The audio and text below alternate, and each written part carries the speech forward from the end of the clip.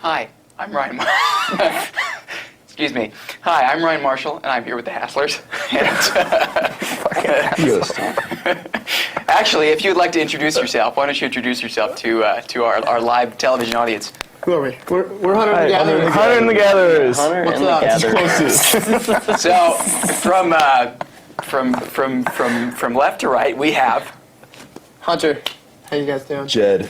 Kyle. Dylan. And tell us about the show that's coming up, the MCAT show that the esteemed Mr. Sam Tolman is putting on. Oh, yeah. Tell us about what you're doing with it and Totally. so on and so forth. Yeah, we're pretty stoked about it. It's going to be like an all-inclusive show. There's 4 bands playing. We've got Comatose Smile, the Hasslers, Boys, and ourselves. And yeah, it's going to be quite the event. It's kind of like a raising awareness event to MCAT, and also just an awesome party. I think there's going to be cameras there. Like I think we'll be on TV. Everybody there will be on TV. Yeah. Yeah. So yeah, it's over at Stage 112. Was it a couple weeks? 24th. The 24th. Yeah, it's about 2 weeks. Cool. Yeah, not this weekend, but the next. Yeah. So tell us a little bit about, and obviously you're Hunter of Hunter and the Gatherers, the namesake. Tell us about how you started the band. You know, what the history is, how long you guys have been together. Well, that's quite the story. So, Do tell. I guess I started playing around Missoula by myself as a songwriter, solo act for quite a while. And I mean, I wasn't really playing around. I played at Sean Kelly's quite a lot, and over at the open mic, that's where I housed myself for a while. And then played a few shows here and there. But yeah, and then I just really wanted to start playing rock and roll.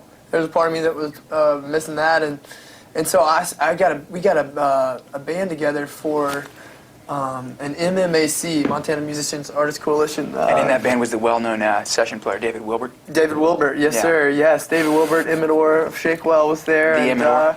May Conley, a good friend. And May Conley. Yeah, she was playing drums, and anyway, so yeah, and that was the first show. We went on from there to continue to just kind of book more shows, and the Gatherers turned into this evolving mixture that I hope is rolling forward all the time, you know, as snowball effect or whatever. But and that's kind of what it's been, I'd say. You know, we continue to kind of roll through the motions and play a few shows here and there, and then this fall we got big, and we in the Missoula scene. It's all happening. We tried. We're trying. It's all. Well, tell us about. There's kind of a couple tiers of Missoula bands, and kind of well-known means different things at different levels. You know, I mean, for Jed, you've been in a really well-known Missoula band, the Dodgy Mountain Men, and you've seen what like Missoula success can look like. You know, am I wrong in saying that? I mean, I guess so. Yeah. We've certainly played our fair share of bigger shows to full audiences. Yeah. So where would you say along that line, along that, hopeful trajectory towards Missoula? Well, first of all, what does it mean to be a successful band in Missoula? Do you feel like? I mean, success that's a funny word when it comes to something that's so intangible as music. You know, I mean, I guess if you're getting out there and you're playing for people and you're having fun doing it, you're a successful band. But you can't really. It's not a competitive thing, so you can't really put yourself up against other bands. You just got to go out there and get yourself in front of audiences and have fun and be progressing as a band. That's the biggest thing I think. That's our success right now. Yeah, exactly. I'd like to retract or add on to my statement earlier and say that to me, the success of this band right now is writing songs together, getting tighter, rocking. Just like spending time, turning people's heads. Totally. Getting them on the dance floor. Looking back at like a year ago, I was like, holy shit. Yeah, right. Right. How did anybody enjoy what we were doing? How do you think you'll feel in a year from now? I don't know. Hopefully the same way. Yeah. You hope you'll feel the same way? Yeah, exactly. I hope we're able to look back and be from a year from now and be like, holy shit, why didn't anybody like us back then? Because we're that much better. Yeah. That'd be nice. And then hopefully, that feeling of continuing. It's all about the drive. It's all about the drive. So for folks at home, rolling the train, who are thinking, I want to go see a show next weekend. It's graduation weekend. It's going to be crazy downtown in Missoula. How would you characterize your style? What kind of a show do you put on? What can somebody expect to see if they come see a Hunter and the Gatherers show? Kyle, you just joined the band a couple of weeks ago, but you've seen a lot of shows. What would you say? It's kind of like a proggy, southern, folky, rock, indie mixed bag of goodness. And that's what it ultimately comes down to. Yeah. It's a rock and roll show. It's rock and roll. Yeah, that's really what it boils And down I think, to. yeah, I don't know. Rawness. Yeah. That's what I try to bring. I try to bring a rawness that, and I don't know. That's kind of what I rely on. It's pretty energetic show on stage. Energetic. Yeah. We just played on Saturday, and at one point, Hunter was rocking so hard that he managed to somehow smack himself in the face with his guitar. And I've seen that happen a couple times. yeah, actually banged a chip of paint off of his guitar. It's about. Are you serious? It's about half a centimeter With your thick. chin? Yeah. I missed Top it. of the Stratocaster. Yeah. Wow. And Dylan broke his snare. You broke your Yeah. snare. I broke the bottom head, actually. It's funny. I've never done that before. Really? Yeah, normally it's top, but bottom this time. Ladies and gentlemen, this band goes hard. This band breaks equipment. This band breaks equipment. You should on see the stage, sticks I go through. And not because they mean to. I've got a stick graveyard in my cymbal bag. Stay crazy. Yeah, we just try to bring a lot of energy, Yeah. and I think Authentic rock, yeah, fun exactly. music. A little bit of integrity. It's not we've got a few covers in the set, but for the most part, we're focused on original material, and it's a short set right now. Yeah. You know, we haven't had the opportunity to really develop all the songs that we've got in the back catalog yet, but getting there. And most of the originals are your originals, right? Yep. Okay, well All of them. tell us a little about your songwriting process. How do you do you write a song on your own and bring it to the band? How do you go about bringing a song from kind of its embryonic stage to Hunter and the Gatherers live show? Yeah. So, well, it's definitely a process for sure. I'd say, I usually come up with something, whether it be a chord progression I like or a melody or something that, is in my mind. And whatever that is, I bring the band some kind of piece, a seed.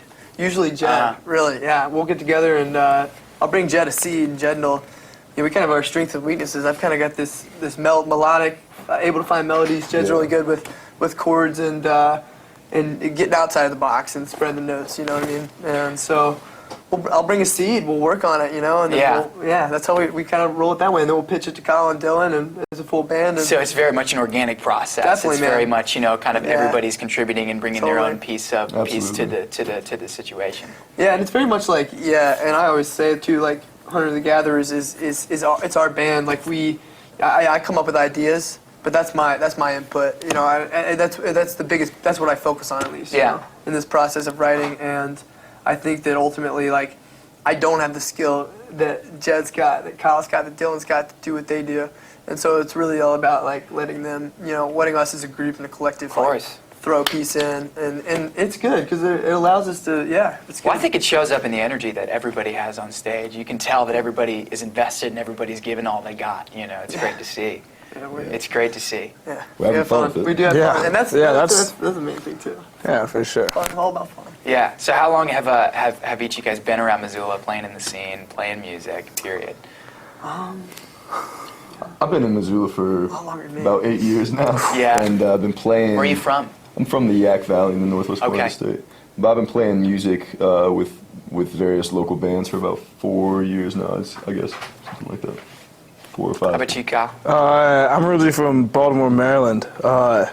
I've been in Missoula for a year, and I've played at Sean Kelly's open mic a few times and that kind of stuff. But this is the first band I've actually been in Missoula, so feels good. Yeah. Yeah, for sure.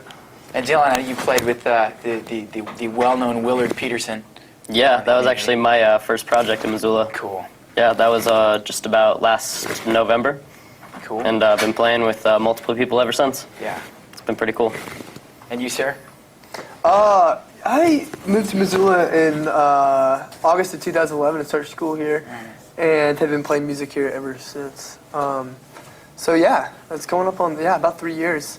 It's been great. Yeah, mostly, like I said, as a solo artist, and then up until this fall, really, I'd say, when we were all gatherers.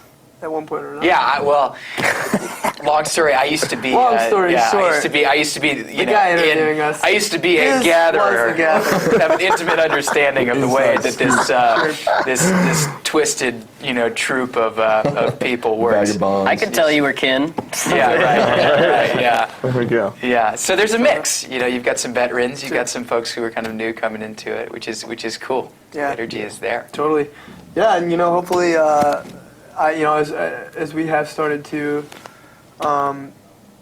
play more and focus on writing more, focus on the details, put a little bit more, raise the expectation a little bit, hopefully, we can lock this down and be gatherers, I think that we're still kind of finding our footing as a four-piece band and how we relate to each other and really where our sonic niche is. Where we're not trying to put a lot of labels or expectations on the songs. We've got songs that are like super just overdriven and nasty, and songs that are a lot more poppy or clean. And right now we're just fine with doing it all because it's all just rock and roll to us, and we're having fun with it. But we are starting to find like our voice, niche. Yeah, our niche, our voice. Yeah, of the band. I get a feeling that it's a lot more about the kind of energy that you're bringing to the songs and the kind of energy that you're bringing to the performance than it is necessarily about, well, we're this genre or we're going to play in this mode or this, And I think Hunter's melodies are unique, like enough that it all kind of falls within, like, it's like when he brings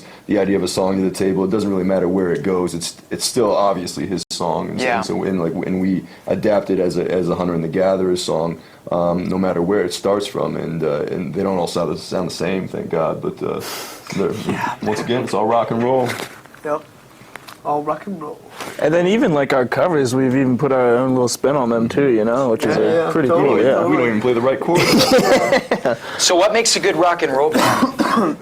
What does that mean, you guys? Yeah, what's in the rock and roll soup?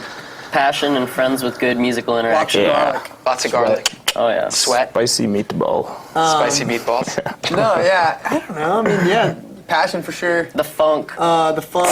Gotta have the funk. The energy, dude. More ways than I one. don't know. A rock band is a rock band. There's so many of them. We're just maybe we don't compare. Maybe we're like Fingerprints. We're all just Authenticity a little bit. Yeah, wow. Yeah, That was totally. I don't know though. Yeah, I think passion, and that's what we bring: passion, rawness. I think not trying to Stick to make the it something that originals. it's not is important, because there's a lot of bands out there that like seem to be pretty happy with their specific genre tag, the indie rock or alt rock or whatever it is, and sometimes I listen to those bands, I'm like, well, you're just a rock band, like why do you need to? Well, it's a marketing thing. It's a selling point. I guess so. Which is unfortunate. Yeah, I think I think once you start to pigeonhole yourself like that, you start to strip some of the energy away from it. Yeah, And we're sort of free to, expand on all of those different sort of genres of the rock. Yeah, since we're still new to the scene, nobody expects anything from us. We can do whatever the hell we want. Yeah, It's a blessing and a curse, I guess. So having gone through that, having been in a band that has a particular sound, did you find that there were certain expectations that the audience placed on you, and then when you sort of veered away from those, that there was, I don't know, confusion or ambivalence to what you were doing in the Dodgy Mountain Men? Oh no! I mean, it's just a different project. You know, it's what this band does is so much different than what my other bands do. I play mandolin predominantly in my other bands. And this is just a turn up the amp and rock out kind of band. Right. So it's not. I don't think there's any confusion among the audience about what's going on stage. And one doesn't replace the other. Right. Well, no. I guess what I meant was, when you're in a band that became known for a particular sound and a particular style, not to say that it was just one thing, but did you find that and you're talking about how Hunter and the Gatherers is coming in, it's a new thing, people don't know what to expect, and that's great because there's creative freedom in that. Did you find that being in the scene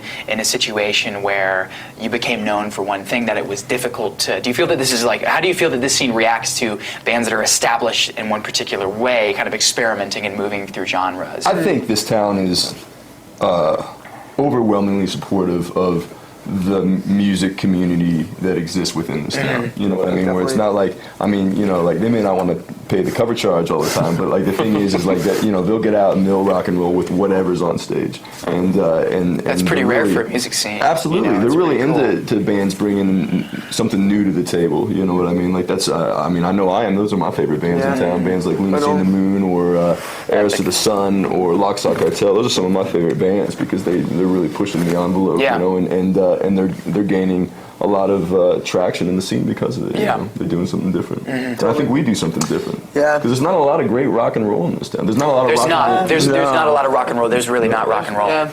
That's what we're trying. We're trying to bring the heat. We're trying to pack the fire, you know? Totally. We're trying to come in hot. Trying to shake some asses. Yeah.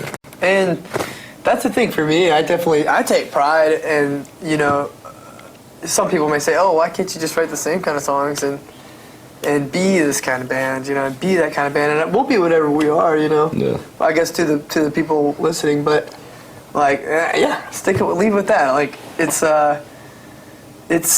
just it's fun to take the somewhat of that stance there and trying to bring something new. Yeah. And music's such a subjective thing that there's no point in trying to put a specific idea in your audience's heads because they're gonna reach their own conclusions. Yeah, they're gonna. Of course. Yeah. Which is cool. I mean, I think a band coming out with I think rock and roll is a lot more about the ethic that you're bringing to what you're playing than, you know, the notes that you're playing. So it's cool. Exactly. You know, we have a genuine project going right now. Yeah. So. Well, I mean, you guys all seem very proud and very happy about it, and very excited about it, which is so great to see. Totally. You know, you guys seem really hungry for it. We are, man. Yeah. We are.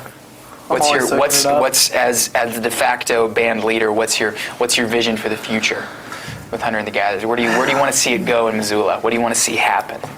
Man, I don't know. I mean, you know, I think it's just kind of I just want to keep writing songs. Keep writing songs, keep playing. You know, what will happen, I don't feel too much. I try to stray away from the idea of trying to really press and control. I do like to want to get places for sure. Yeah. But hopefully that'll come from just working hard and continue to play. You know, so like, trying to just like keep rocking, do what we're doing, and I'd like to be playing the Hat. You know, not too long, hopefully. We're gonna do some recording here pretty soon. We've got some things set up in the works. Yeah, we're still working on a few new originals at the moment. And so, but yeah, we're gonna do some recording soon, and we'll get that out and start pitching it to the Top Hat, pitching it to, you know, people outside of Missoula. We'll be getting around, making things happen. Yeah, man. Yeah. I mean, maybe next summer I'd like to be on tour, dude.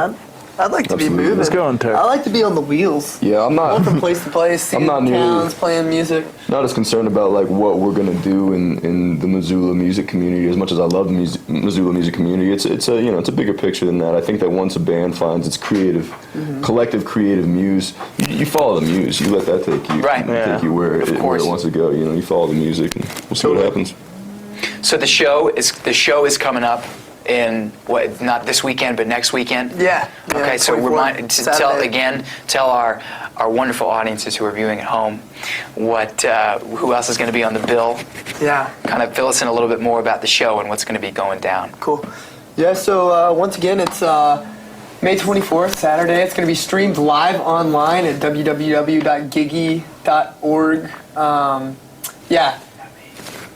Gigi.me. Excuse me. For everybody out of town, you can see it on the internet. It's going to be a 4-band show. Comatose Smile, Hunter and the Gatherers, Boys, and the Hasslers. We're on from 11 to 12 for everybody in Missoula. That's good to know. Be there all night. Don't just come for Hunter and the Gatherers. Resist the temptation to just come for Hunter and the Gatherers. Yeah. Be there all night. And so, it's basically an event to raise awareness for MCAT. It's going to be raging. We're going to rock Stage 112. You guys should come. And it's free. And also, this Friday, we're going to be at Free Cycles, nonprofit bike shop here in Missoula, doing a show with 3 Year Dog and Ted Ness and the Rusty Nails. We're super stoked about that. It's going to be Friday, sometime around 9 or 10, so check out that one too. Find us on the Facebook. So we're here again with the mighty Hunter and the Gatherers.